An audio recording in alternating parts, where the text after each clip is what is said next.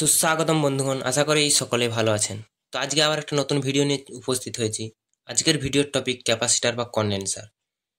এই ক্যাপাসিটার সমস্ত single phase induction মোটরে ব্যবহৃত হয়। তাই কত এইচপির মোটরের জন্য কত এমএমডির ক্যাপাসিটার ব্যবহার করব এবং কোথায় রানিং ক্যাপাসিটার কোথায় স্টার্টিং ক্যাপাসিটার ব্যবহার করব তা জানাবো। তো শুরু করা যাক আজকের video. Let's start this video.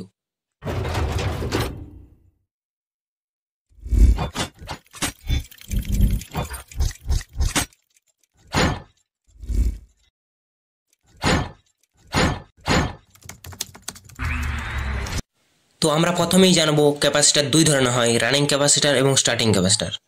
তো প্রথমেই আমরা আলোচনা করব রানিং ক্যাপাসিটার নিয়ে। তো সমস্ত সিঙ্গেল ফেজ ইন্ডাকশন মোটরে আমাদের রানিং ক্যাপাসিটার থাকবেই।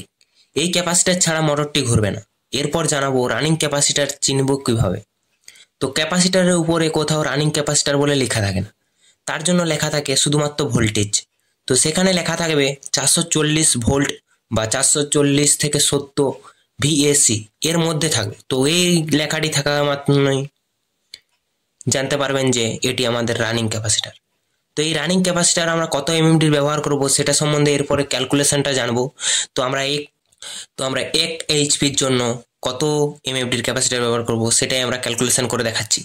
তো এক এমএমডির জন্য একটা সূত্র আছে।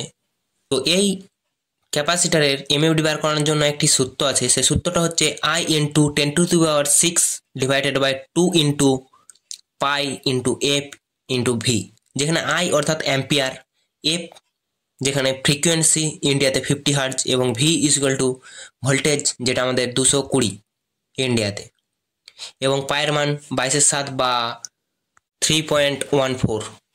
তো সব মোটরের মধ্যে একটা নেম প্লেট থাকে। তো বেশিরভাগ মোটরের নেম প্লেটে আমাদের অ্যাম্পিয়ারটা লেখা থাকে, আর যদি অ্যাম্পিয়ার না লেখা থাকে তখন ওয়াট বা কিলোওয়াট লেখা থাকে। এই ওয়াট বা কিলোওয়াট বা এইচপি থেকে আমরা কিভাবে অ্যাম্পিয়ার বের করব তার একটা ভিডিও আগেই দিয়েছি, আমি সেই ভিডিওর লিঙ্ক ডেসক্রিপশনে দিয়ে দেবো।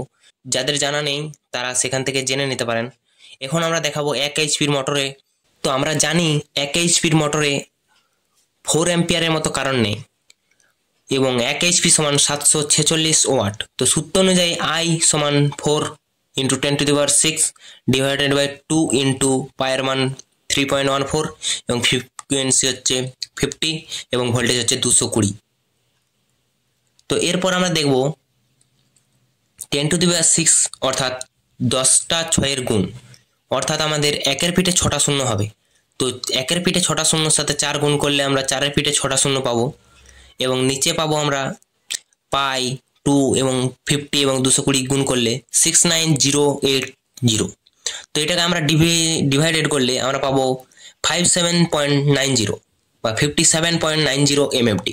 তো আমাদের এখানে 57.90 এমএফডির ক্যাপাসিটার পাওয়া যায় না, তো আমরা তখন সেখানে আমরা 60 এমএফডির ক্যাপাসিটার ব্যবহার করব।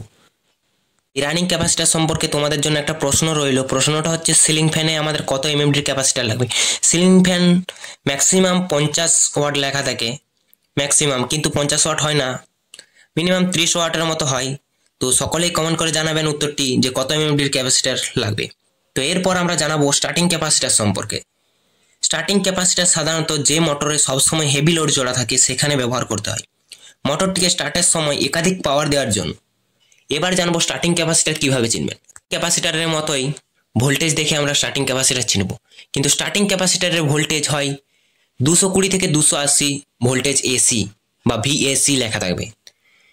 এরপর জানবো আমরা এমএফডি কিভাবে নির্ধারণ করতে হয়, এই স্টার্টিং ক্যাপাসিটারের এমএফডি কিভাবে বের করবো। তার জন্য একটা সূত্র আছে, সূত্রটি হলো P into EFI into 1000 by voltage square into F, যেখানে পি অর্থাৎ পাওয়ার ইন ওয়াটস, মানে কত ওয়াটের মোটর আছে সেটা লিখতে হবে, আর ইএফআই অর্থাৎ এফিসিয়েন্সি। তো সকল মোটরের নেম প্লেটে এফিসিয়েন্সি দেওয়া থাকে, এবং ভোল্টেজ হচ্ছে ভি অর্থাৎ ভোল্টেজ, এবং এফ ইকুয়াল টু ফ্রিকোয়েন্সি। এখন দেখা যাক 1 এইচপির মোটরের জন্য কত এমএফডির স্টার্টিং ক্যাপাসিটার লাগবে। তো মেন সূত্র হচ্ছে পি আমাদের এখানে 746 ওয়াট, ফ্রিকোয়েন্সি বলছি, এফিসিয়েন্সি 80% দিতে হয়। বেশিরভাগ মোটরে 80%, 100% কোনো জায়গাতেই হয় না, 80% হয়, এবং 1000 এবং ভোল্টেজ স্কোয়ার 220 ইন্টু ফ্রিকোয়েন্সি 50। তো এটা আমরা ক্যালকুলেশন করলে পাই 746 ইন্টু 4, 746 ইন্টু 4 কাটাকাটি করে, এবং নিচে পাবো আমরা 11 ইন্টু 11। তো এইটা হলে আমাদের হবে 2984 ডিভাইডেড বাই 122, যেটাকে আমরা ডিভাইডেড করলে পাবো আমরা 24.66 mm।